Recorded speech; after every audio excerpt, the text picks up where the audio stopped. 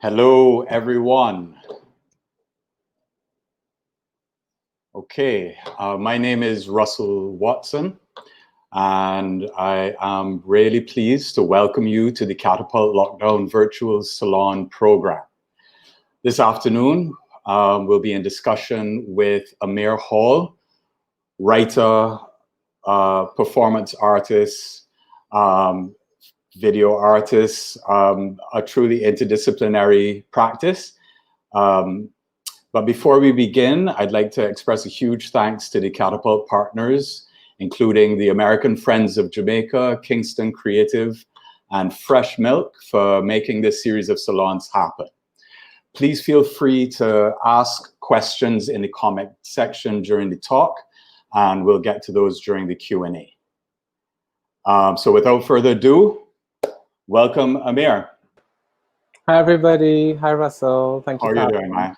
I'm good. I'm good. All right. So I think we should just jump right in, Amir. And if we could have the first video clip.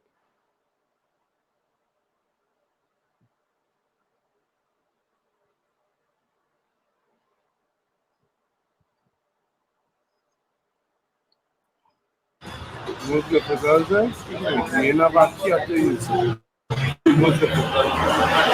do you mean? Yeah? What do you mean? Pressure when you have a pressure. What kind of pressure? Pressure. Saying anything easy, man. I don't work hard. Just Like get one things fellow easy. let me go take my last money and give you me give me my last money. It's hard because men had to work hard. I think years get easy than one pressure. That's what they're trying to say. We still had to work. When I war, we had to work. And work hard. We can't work like how them does work. And then no girl not giving a man an offer. They want. Well, Chinese they want. So we had to offer money and we sell. Them just offering, they sell. So that's the hardness. When he talking about, I understand what he's saying, but I will not even say that, but I think he mentioned that. Yeah. So you feel that it's harder for men than for women in Trinidad? Not for me though, because I don't depend on nobody. I never had to depend on mommy and daddy. So when I get big and they had to depend on me. So that makes me tough for man. Like, I just call myself, I don't know what the rest of fellas. I tell them no, I not tough for. Because you provide for yourself, you're not Yes, tough. and others. And even if I lost, God just give me more. Right. So this interview is part of a larger project called Son of Man that you created with the Immersive Realities Lab for Humanities. And the project paired you with the Nigerian artist Sheila Chukwulozwe. Yes. I pronounced that correctly. And it took you to Lagos. You actually went to Lagos and she came to Trinidad. And the project was exploring consistencies between those two spaces, specifically in the ways in which notions of God and masculinity and fatherhood manifest themselves. Yeah. Can you talk to us a little bit about the project and its kind of overall context, and also more specifically about the consistencies that you found as a result in the project? Yeah, so Sheila and I met at Amherst College. That's where we met. And in our last year, Sheila recommended reading the book of Job. She was really obsessed with that text, and I think she keeps coming back to it as an artist. And after that, we talked about the potential of doing this project, right, in which we would place our fathers in conversation with Job, the biblical Job. And we all know the story. Well, we might not all know the story, but Job, basically, the devil, well, God was boasting about Job. He's like, yeah, look at Job. That's my man's. Like, let's go. Job is hardcore about me. And then Satan was like, I bet if, you didn't treat him so nicely, he wouldn't be all happy and like praising you all the time. And God was like, well, try it, except don't touch his body. So the first time all of his materials, his house, his farm, everything, is destroyed. And then he doesn't curse God, right? In the second instance, when Satan is given permission to touch his body, that's when he curses God, right? When he becomes really sick and stuff like that. And so it's a narrative about suffering, and a narrative also about the nature of humanity and godhood, because one of the things God does in the end, he presents himself to Job, and he doesn't apologize or like explain his reasoning. He says, you can't understand the world.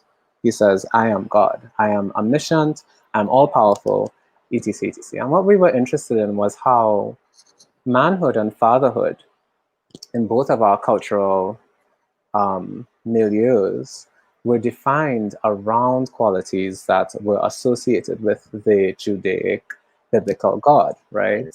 Men are called to be omniscient in a way. They have to know things. And if you don't know, especially in a public space, it's kind of embarrassing, right? Men are called to be all powerful, right? They're expected to be. And so what we did was, by analyzing both of our fathers' lives, we created focus groups, right, based on their experiences, who we would interview, right? And so the focus group in Trinidad was, we were looking at men of different age groups at bars, right? And bars are this very specific masculine place within the cultural context of Trinidad and Tobago. Mm-hmm. So it felt like, in addition to the barbershop, that bars would be a really like resonant place to get at what men themselves think of themselves, how they construct themselves. So where were the consistencies? Like, what did you find was consistent between Lagos and Port of Spain? I think the consistencies would probably be the central things. And our project, our approach to ethnography, just for context, doesn't seek findings. I think we're seeking questions, and we're seeking to widen kind of the boundaries and the margins of those questions, and really deepen those. So in comparison, I could talk more about the consistencies were, I think the similarities were that in both places, men were expected to be, to have physical prowess. Well, men define themselves as, having to have physical prowess and having to provide for people, including their family members, including women and stuff like that. I think so. The idea of man as kind of provider, yes, all knowing, and that was consistent. But yeah, when we talked, initially you had mentioned that mm-hmm. The Civil War in Nigeria had put a particular patina on. Can you talk about that a little bit? So that was one of the questions that came up, was as we spoke to men in Nigeria, especially Igbo men, the question arose of how did the Biafran War affect the construction of masculinity, if at all, within those cases, because so many of the men that we spoke to, and it's a shame we don't have any recordings of those, well, any visual recordings. So many of the men that we spoke to harkened back to the Biafran War, right, as a moment, as an open wound, right? It was clear that there was no resolution. There was no opportunity to resolve or to talk through or to kind of process that moment. And so one of the things we did in response to that, so we look at ethnography, we take the methodologies of ethnography, so, focus groups, interviews, that kind of things, and we apply performance strategies to those kinds of explorations. So as opposed to a research paper, what we did was an interactive performance that we held at our living space in Lagos. And that performance was meant to kind of reproduce what other countries had had. So like South Africa and Rwanda, they had what was called, I forget what they were called, the commission, the Truth and Yes, those truth and reconciliation committees, and we tried to facilitate a conversation, right? And this performance was with Nigerian artist Sheila Chukwulozie, Yadichima Ukoakalu, Dabarechi Ukoakalu, and it was directed by Charlotte Brathwaite, who is a Bayesian American director. Yeah, and so what that did was we were allowed to experience more the ideas that were going through these masculine figures' heads around how does the Biafran War haunt the present, right? And specifically haunts the presence in terms of how they perceive or construct their identity as men. How they perceive and construct their identity. Did you find? Sorry, go ahead. I was going to say that was the major difference between what we experienced in Nigeria and what we experienced here. I think here we're still dealing a lot with we spoke to both men and women here, and a lot of people talked about slavery. Race came up, so there was a different idea of what it meant to be a Black man as opposed to an Indian man or a person of another race here, because we have a lot of races here. And the other thing that was very starkly different was that men in the Caribbean, when talking about themselves, rarely spoke about themselves outside of the context of women, right? So it was almost always in comparison or in relationship to women, which doesn't surprise me. But no, so much of the conversation now is about the binary nature of gender identity. We kind of absolutely know this. I want to talk about the performance that you created in Lagos with Charlotte. Yeah. So when I was looking at your work, one of the things that I really enjoyed was how you approach space, right? Mm-hmm.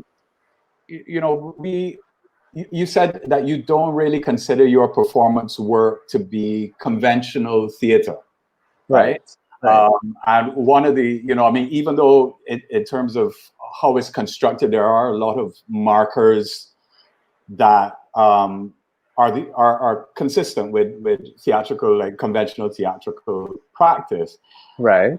But one of the things that really stood out to me is the multiplicity of spaces that you use. On the one hand, there's these kind of semi-public spaces where they're gatherings of people in like small spaces or domestic spaces. Yeah. There's both indoor and outdoor. There's some stuff that you do that is in the formal theater environment, in actual theater with lighting and so on. But then there's also the stuff that you do that is in very private in your domestic spaces. Right. So I wanted you to talk a little bit about how you define the difference between your process and conventional theater. Like, have you really kind of targeted what differentiates it? Yeah. So actually, Sheila Chukwulozie, the artist I led Project Son of Man with, was the person that introduced me to devised theater. And in devised theater, for a lot of people, I think the main markers are that sometimes the script is the last thing that's finalized, right? So in traditional theater, you have a script, you have stage directions, and you go in with that, you begin rehearsing, you learn your lines, etc. In the devised process, we go into rehearsal first, right? We begin with the body, and we begin with the ideas. Sometimes we begin with images. And from there, we generate text. And sometimes that turns into a script. Sometimes that turns into the spoken word. And I think in our process, Sheila and I really widened what the devised process to even outside of performance, right? So this entire project Son of Man takes a Sorry, can we get the next image, Philip, please? No problem. Yeah, go ahead, Amir. Yeah, is he going to put it up now? Yeah, all right. There it goes. Okay. Yeah, so on the left is the performance that we did in Lagos, called Happy Survival. And you can get a sense, this isn't a home space. This is outside of a living complex called 1004. And you can see there's a proximity to the audience that traditional theater doesn't really allow for. In fact, this prompt that we asked them to do, it was about suffering, right? And my character was experiencing suffering because we don't see it, but what we're standing on is gravel. The entire yard was gravel.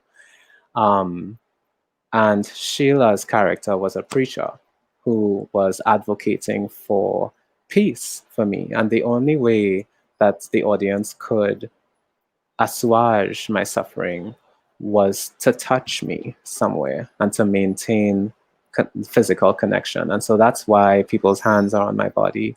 And so it's a real way to think about how can we use the different elements of theater, the audience, the stage, to really get at the truth of the experience, not necessarily the idea, but have people enter into that experience in an immersive way. So like through participation, being a participating member of the performance, not just an observer of the performance. Yes, and then for us, it's a meaningful process because we also enter into that embodiment. So it becomes more than something that we can write about and understand in academic terms, but we can see we can address in the body where those tensions kind of show up and where those releases show up. For instance, the first person to try to assuage my suffering by touching me, I remember the kind of relief that was because I had been standing there for quite some time. And that's next to the image of, the next image was Can we come back to that image really quick? Yeah.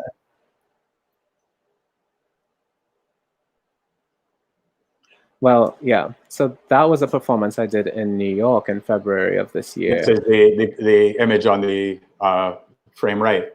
With Poetic Theatre Productions. They have a program called Love Redefined, and it's held at Judson Memorial Church. Which is a conventional performance space that's specifically designed for theatrical presentations. Yes, exactly. Right. And so you can get a sense of there's a clear delineation between stage, between performer, between audience. But even in this, I would say, there was some tinkering with the form because I remember this piece was about love. We were supposed to think about love. And one of the things I did was I put out a request on my Instagram story. And I said, hi, friends, like, what do you all think about love? Like, and I asked them to send voice notes. And the voice notes I then combined into just a single recording that when combined with, I worked with Warren Timoth, who is a Brooklyn-based musician, who created a score for the recording that I then danced to in addition to spoken word. Right. And so there's a pushing back on tradition, on institution, and that's why so much of our work draws on, the conventional stuff like ethnography, like methodology. And it says, but how can we serve the question, you know what I mean, more than, I think, convention. Yeah. Can we get the next image? So in addition to those two spaces, there's also this other space that you work in, Amir, which is performance that is specifically for the camera, right? It's not necessarily cinematic in the sense that, the camera is being used in a way to, impose cinematic language on the performance or to shape the way the audience is seeing the performance, right? The camera is more of an observer. So it becomes this it's not quite cinema, but it's not quite purely theatrical because of the presence of the camera. And then in this case, the audience isn't there at all, right? Can you talk about this mode and what what the opportunities are for you as a performer in working in this way? Yeah.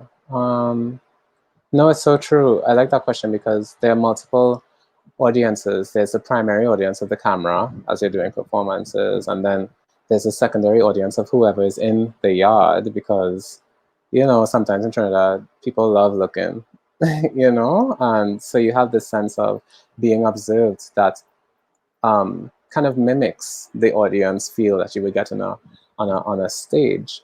And then you have the audience of the people who encounter it digitally.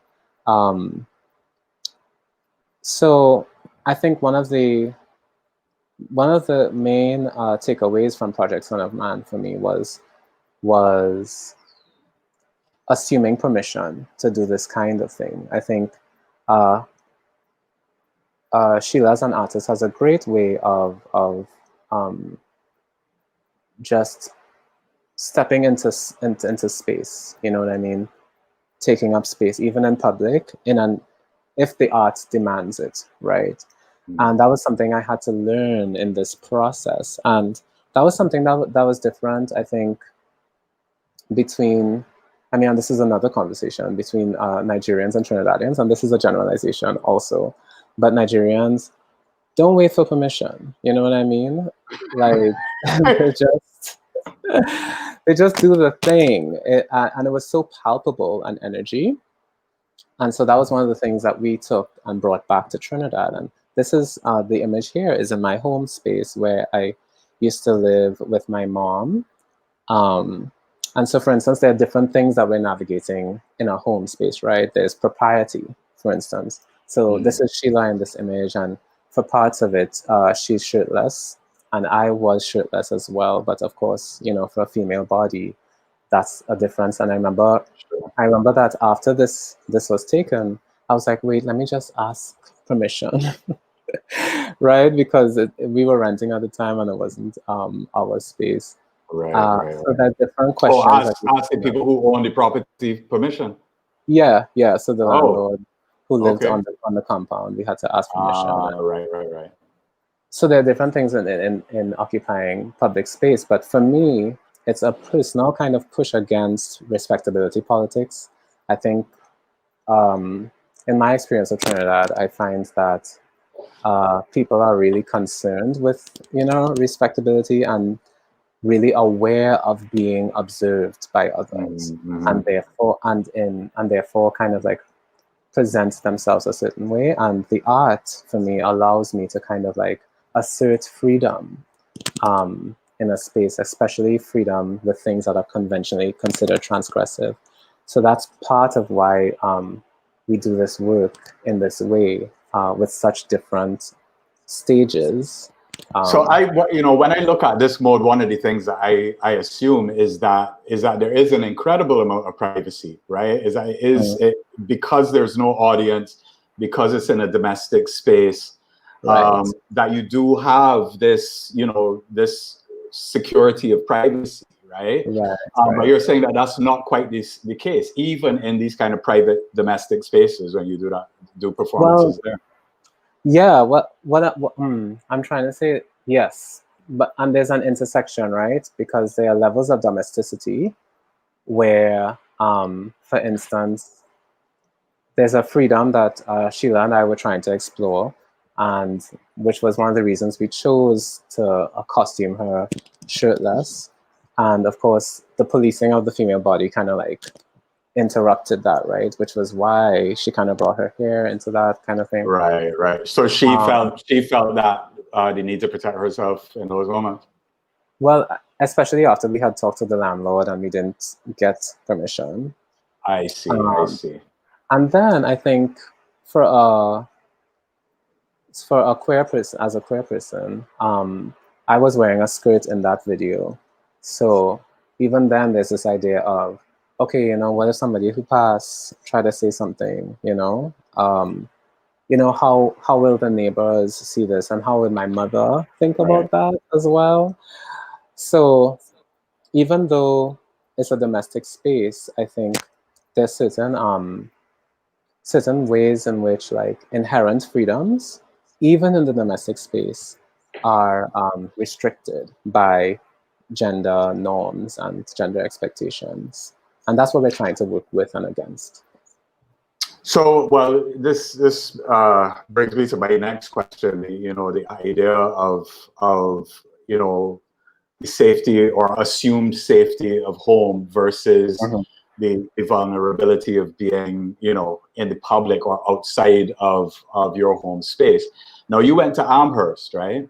And it was there that your work really, evolved into this interdisciplinary practice. I mean, you were saying that more so than anything else, you kind of lean towards writing as your primary practice, right? Yeah. But then you end up at Amherst, and performance starts to take a bigger role, video starts to take a bigger role, and the idea of working interdisciplinary takes on a bigger role. So I'm wondering about, what your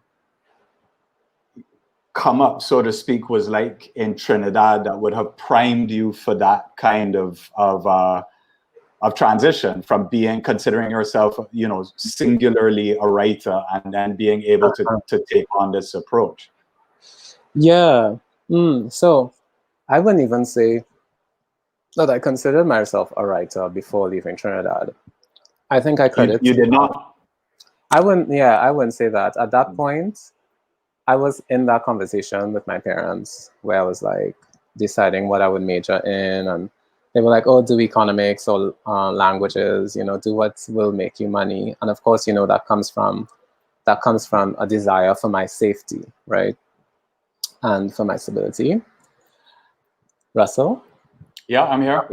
Right. So I was still in that conversation, but I will credit my last 2 years of Queen's Royal College. That's where I went here, with exposing me, like really triggering that interest in writing. So I remember reading Purple Hibiscus with my teacher, Miss Abner. Shout out to Miss Abner.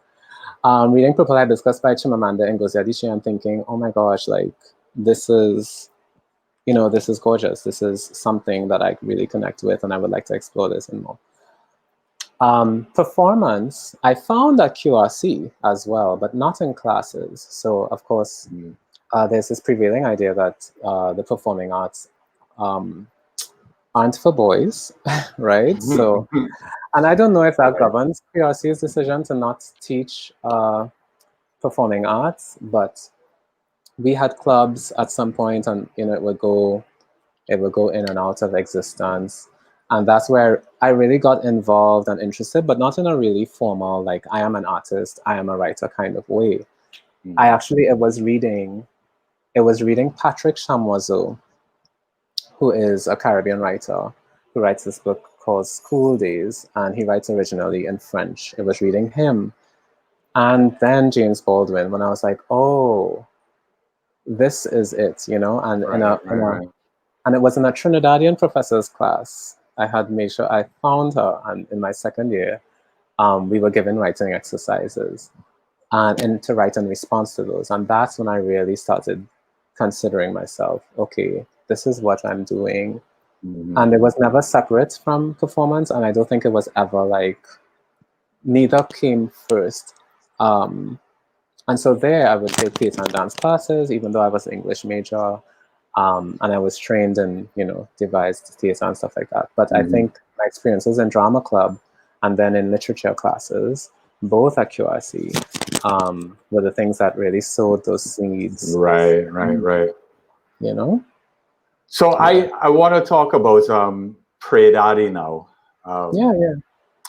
So it's interesting because, people oftentimes think, well, an artist kind of makes work and there's a clear, beginning of the work of the making process and a clear end of the making process. But it seems like this project, it has several layers, and there isn't really a desire to kind of give it a definitive final kind of outcome, right? It's an ongoing project. If we could share the next video, please. So you describe this project as a digital memorial, or at least this iteration of it, which is this digital version. There's other parts. There's a performance part. There's a gallery part. But this part of it, you described as it's titled Memory, and in your description of it, you call it a digital memorial. And so when I read that, I was like, we don't often think about the digital environment as a space where sacred practices occur. I mean, I think, well, in our recent context where there's so much kind of live streaming and the churches have kind of jumped on it and so on, is like there is this equation now with worship and the online world, but generally we think about the online world as more of a secular space, right? I think that has something to do with the way in which, once again, back to this issue of privacy, is that we don't assume that we have the opportunity, the ability to seclude ourselves when we're online, right? We assume a level of visibility. So in approaching this project, which is a memorial for your father who passed away, something that is really sacrosanct, in trying to have this conversation with an elder who has passed on, you have chosen to have this conversation in digital space, to have this sacred metaphysical experience here. So I was wondering if you could talk a little bit about how you see virtual space or digital space, and how what it offers us when we are trying to deal with the metaphysical or the spiritual. I really love the way that you worded that, because I really do believe that the digital is a metaphor, right? And it's a really fertile metaphor for the spiritual experience. When I think of the digital, I think of something that Kathleen Fitzpatrick writes about. She calls it networked subjectivity, right? So the idea that thinking of the blog as a piece of writing with these links, right? And so it's networked to these other websites. And so thinking of like an individual thing that is composed of several parts, not only does it have fertile kind of like linkages to the nature of body and spirits, you know what I mean? Like as our bodies are connected to spirit and like how we can, how we think about that. But they're also fertile metaphors for Caribbean existence, and like Creole people are perhaps the most networked, like subjective people in the world, arguably. And so there's something about that was attractive to me, and then something about the way in which it can rearrange time, right? So, for instance, in these, and go ahead. Sorry. Okay, I was going to say in this. I was going to do exactly what you're about to do, Amir. So go ahead. Good. In the memory, what happens is that the memory is composed of writing, video, and audio work, right? That are presented on screen via a website, and we use Twine. Twine is an open source platform that we use to organize them. And one thing I was interested in is, how do I represent memory when the thing remembered is absent? Especially in the way that memory works for me, which is that it happens over and over, and every time it happens differently, So how do I represent this moment when I remember that, my father has passed away? So what the digital allowed me to do, and I really have to thank Andrew Smith from the Immersive Realities Lab for the Humanities, and Marissa Parham and Sheila Chukwulozie, who also worked with me on this, for figuring this out, was to completely randomize this sequence. And so every time you go in, you start and you end at the end. You start and end in the same place. Yes, you start and end in the same place, but the journey that you take is completely individual. Just to tell folks, so how this interface works, when you enter the project, there's text on the screen, and then we're hearing Amir voice the text, and then there's either a photograph or a video that we view as we're hearing him voicing this succession of memories of engagements with his father who's passed on.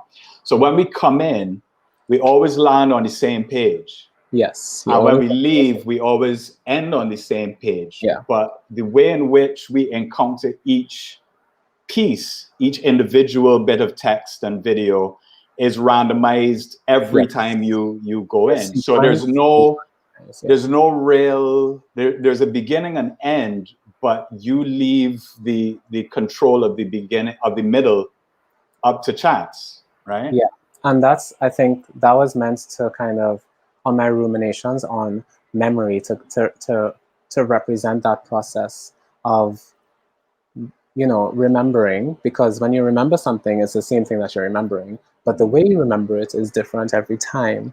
And so it was the point to like deepen and widen that place of memory, and let people come into a specific memory of mine, you know. And it was composed of different dreams that I had that my father, you know, appeared in after his death, and, you know, just different things that I was, and the writing that composes this digital thing was my senior thesis, which was a novella about my father's life. And the entire thing is called the Pray Daddy Project, which I call a digital Juve, because Juve seems to be the most specific kind of way to connote that this project is an opening. It's a threshold more than anything else.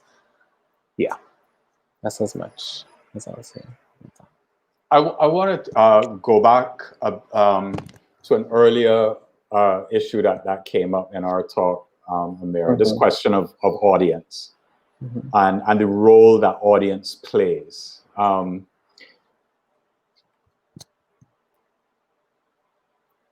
When you conceive of a work, like, you know, in this case, we could talk about Pray Daddy. Do you think about the audience? I mean, is that part of how you are making choices around vocabulary, both, you know, textual, vocal, and visual? And if so, how does that awareness of audience shape your choices around your vocabulary? Yeah, honestly, very rarely do I think specifically about audience. Most of my work originates in the body or in writing, and they're always like on the same level for me. So either it's, you know, I've rehearsed something, or I was doing improvisational movement and that led to some writing, or writing leads to images or whatever. And with Pray Daddy, for instance, with this is the question my director asked me. The piece that I'm preparing for the end of October, Pray Daddy, the prayer, is directed by a performance work. It's a performance work, yeah. That's going to be on digital via StreamYard, actually. Okay. And it's directed by Zoe Sazel, who is a local director and theater director. Yeah, theater director, actress, you know, producer, all the things. And she asked me this question, and what came up for me immediately was like, my primary audience, honestly, is almost always myself. Like, so, and I think about it like, you know, when you send a tweet, well, you probably don't tweet, but if you tweet and you send a tweet on this, does it show? You know, you go back and you look at your tweet sometimes and you laugh to yourself. You know what I mean? Like, my work is all kind of like that. It all begins in this thing that I feel I need to say. Sometimes it's directly to my father, but even if I'm speaking to him, sometimes the voice is more directed at me. Like, it's in more of a poetic voice that I would understand. But you know what I mean? Do you find that kind of ignoring the pressure of audience or the demand of audience liberates your voice? Absolutely, absolutely. So recently for Pray Daddy, the performance I'm doing, I've leaned into comedic writing. I've been watching The Marvelous Miss Maisel, and I was like, oh, like comedy makes sense for me, and I didn't know why I hadn't included it in my performance work before. So I started writing comedy, and of course, with comedy, you have to like take some risks, you know.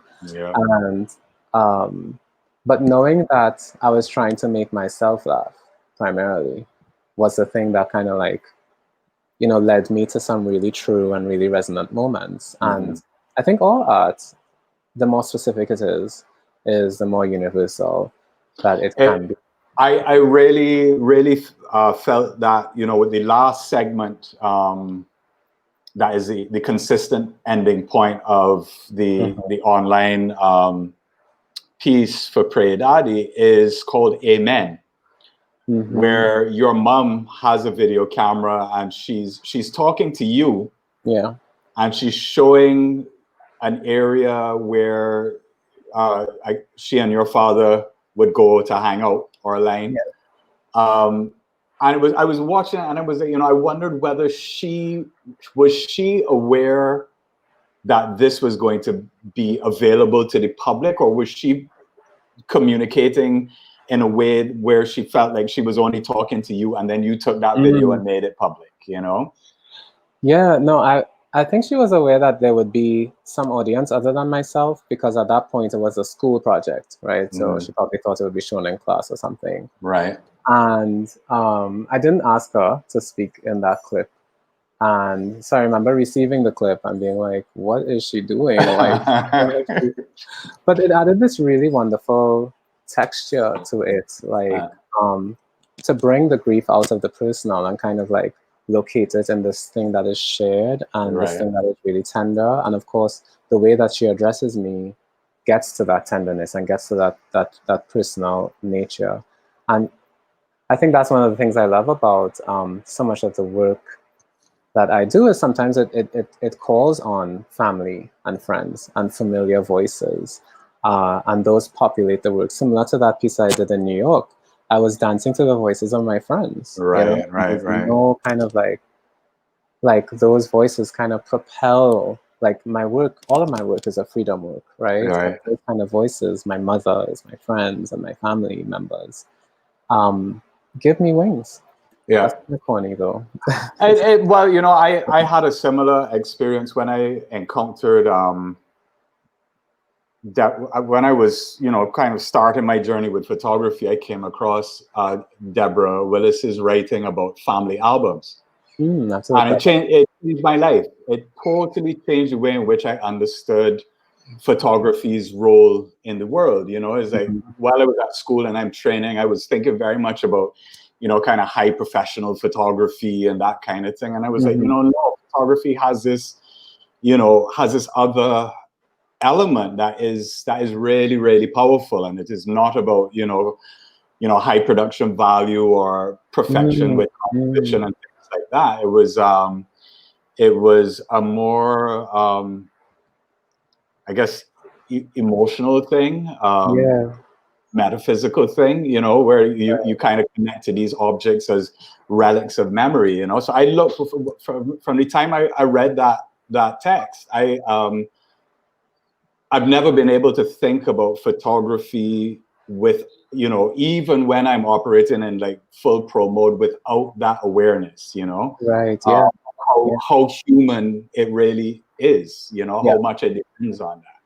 I want to, before we get into questions, and this I guess would be quite a nice way to segue into the questions. If we look at our final clip, which is the performance version of Pray Daddy that you did at Harvard. So let's just have a quick look at this clip, and then we can chat.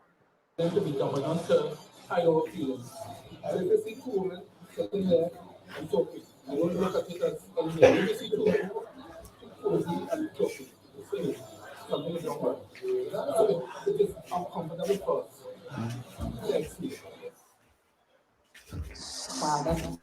question. I wasn't expecting any question.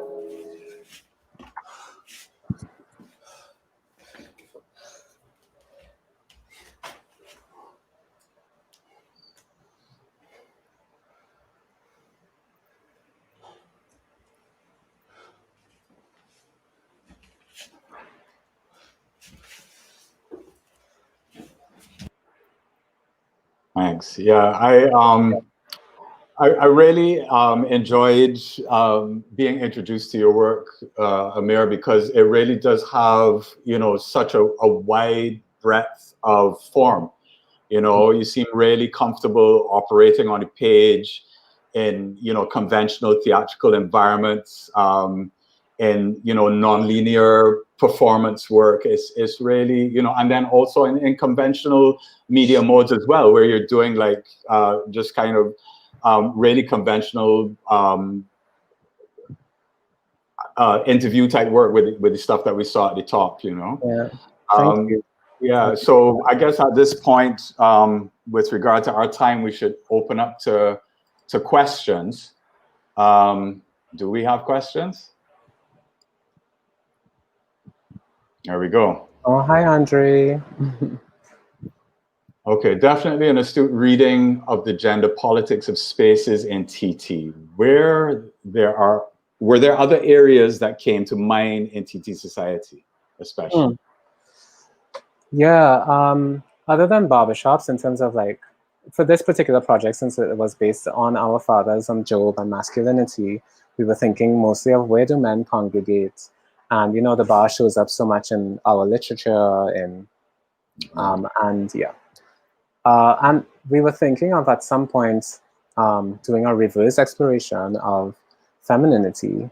And so some places came, well, only one place really, which is just a hairdressing salon / because a lot of, like my mom, for instance, she has her hair done at home, like her hairdresser comes to her home. And so that could be an interesting place. But that's, yeah, that's a good thing to think about. I don't know.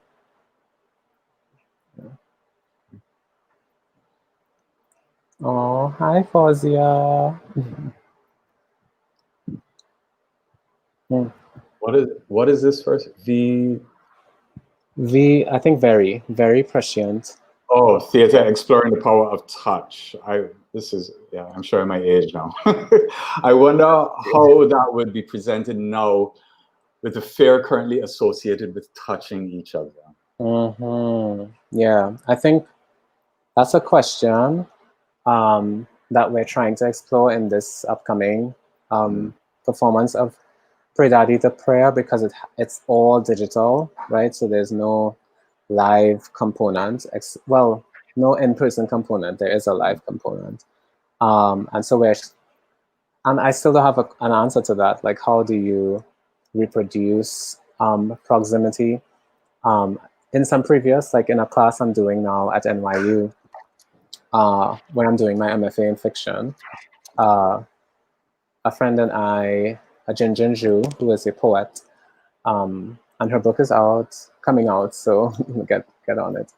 We did this process where we did synchronized movement on screen, and so we asked people to touch the different parts of their faces, right? And then to imagine other people in class, you know, as part of that performance piece. And so we're still digging deep into that, Fawzia. So thank you. This is why I wanted to talk to you about why I made that question about spirituality and the digital space, because definitely in this moment where, you know, touch has become a taboo thing, we are kind of looking for ways for the digital environment to approximate experiences that we know don't normally exist there. Yeah, you know? Yeah. And part of the way is turning inward, really, and recognizing that we can reproduce those sensations in the way that we contextualize our own touch, you know. So, yeah.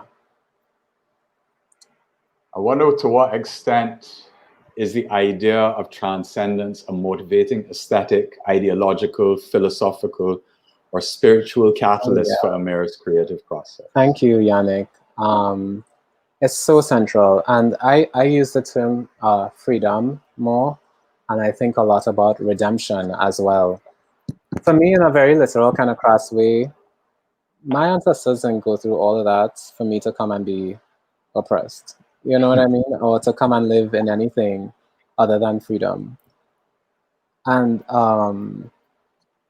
it feels like every generation within a family has to carry a particular lesson or a particular journey.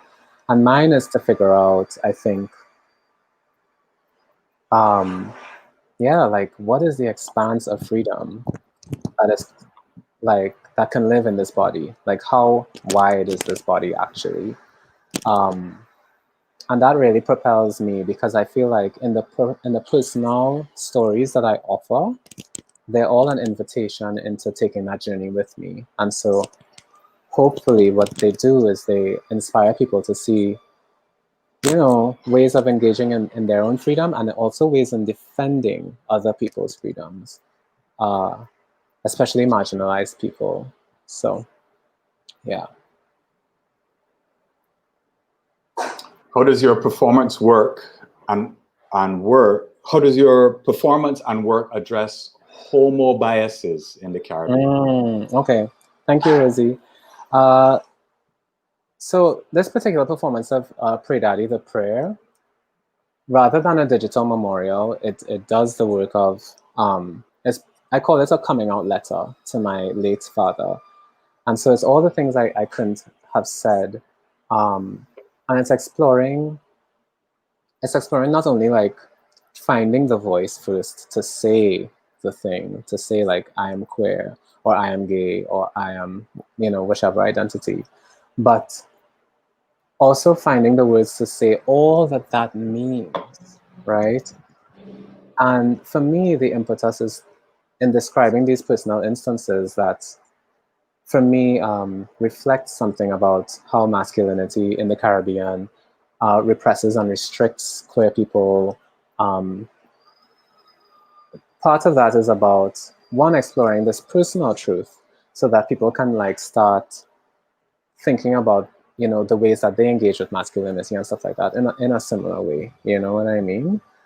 And so this particular piece is more of a, this is what it means to be queer in this country. This is what it means to live in a masculine body and engage in femininity in this country. And so it talks about homophobia. And it also talks about the places where I've found, you know, found welcome, which is equally important. So, yeah. I think we have time for one more question. Do you think the way we process memory reflects the impact of politics on the body? What I think about in response to this question, thank you, Andre. That's a great question. I hear memory, the impact on the politics, impact of politics on the body. I think specifically about how Caribbean folks think of origin and think of memory. So, for instance, I'll use my family's as an example. Memory seemed really like fluid and loose to me growing up, right? So we had one family album, and of course, you know, we probably couldn't afford cameras at the point when, you know, everybody had them. So we don't, at least in my unit, my nuclear unit, we don't have like a lot of images, you know. My mother used to have this pouch of like baby hair, like, you know, my plaits and my brother's plaits from when we were younger. I don't know where that is, right? And so there's a way in which, having grown up low income, we moved a lot. And so like the physical kind of demands and limitations of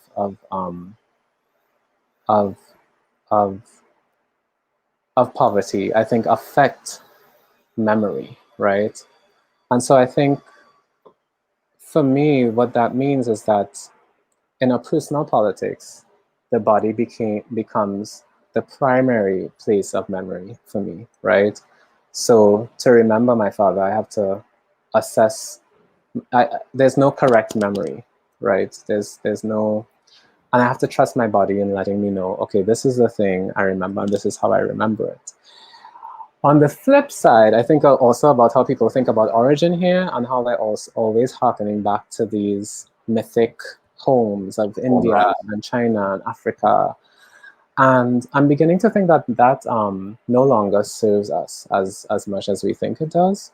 And I'm wearing a Kenyan shirt as I talk about this. But this is from my friend Naya and her mom in Tanzania. Shout out if you're here. But yeah, what I think about is how can we then assert our agency of over memory, right? How can we say Trinidad is our origin? And what does that mean for, we are the youngest nations on earth, you know? So there's this prerogative then to create a way of remembering that is new, that addresses us and isn't inherited from like Europe or other places. So that's what I think about. Okay, I think we actually have one last question, Amir. Okay, yeah. Cool. All right, last one. Right. Do you believe the arts and the media we consume can encourage the necessary change needed in the Caribbean for the next generation? Absolutely. What role will artists play? Yes, to the first question. I really believe that, I mean, artists do so many things now, right? And so even somebody who is in like a PhD program, and they, you know what I mean, or a professor, like could be like an artist, or like somebody who is working, you know, in a bank or something can be an artist. And so I think we all also have to think about our own kind of like, as individuals, not depending too much on the artist to do the work of envisioning better futures. Mm-hmm. But I think it's also important, the role for me that artists play, like artists really are seers, you know? For me, artists are like, I see artists aligned with, and this is like maybe like controversial, but like Obia people. Or like, you know, there's this way in which we engage the spiritual, even if we don't acknowledge it as such or name it as such.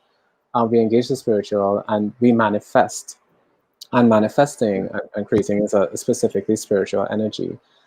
And so the role that I think we play is one, manifesting futures, or better futures or better realities before they happen or before they're possible, right? And in that way, making them seem possible to present audiences. And I think it's like an angel who heralds, like, you know, the Lord is come.